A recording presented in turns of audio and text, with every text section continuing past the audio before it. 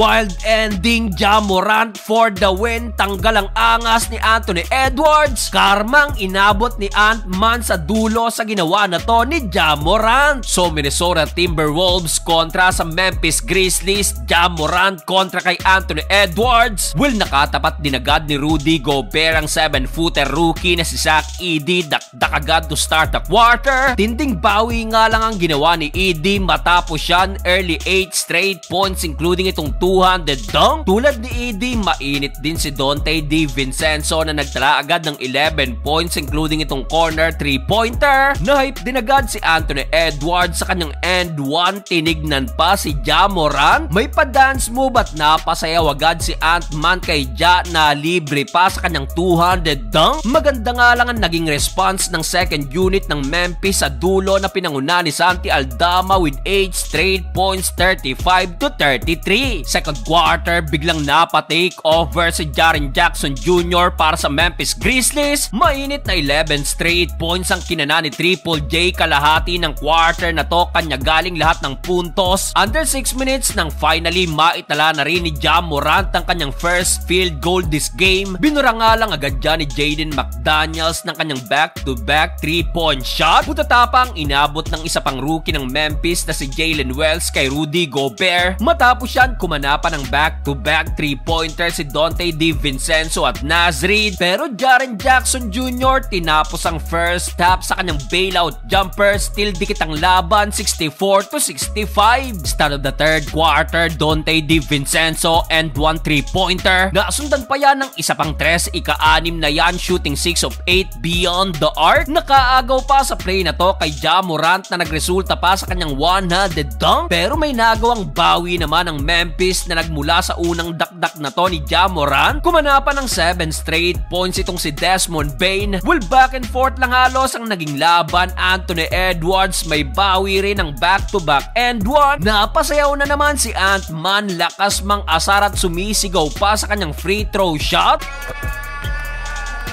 Grabe naman ang ginawa ni Rudy Gobert sa dulo, alley-oop posterized dunk. Napa-flex na lang si Edwards, ganda pa ng pasa na to, 103-99, end of third period. Fourth and final quarter, iwan ang depensa ng Wolves sa half step na to ni Ja Morant. Yun nga lang, back-to-back 3-pointer na naman ang sagot ni McDaniels at Naz Reid. Gandang two-man game pa na to ni Randle at McDaniels na libre sa kanyang 100 dunk. Well, 6 na sana ang lamang ng Wolves, kaso Triple J kumana na naman ang wing 3-pointer na nasundan pa ng end 1 ni Desmond Bane. Tabla na naman yan sa all 119. Under 2 minutes, another alley-oop dunk DiVincenzo to Rudy Gobert. Wala ng 1 minuto, Ja Morant gliding in the air, tablang talaan sa all 125. Last 18 seconds, Ja Morant again floater kontra kay Anthony Edwards. Lamang ng Memphis, 127-125.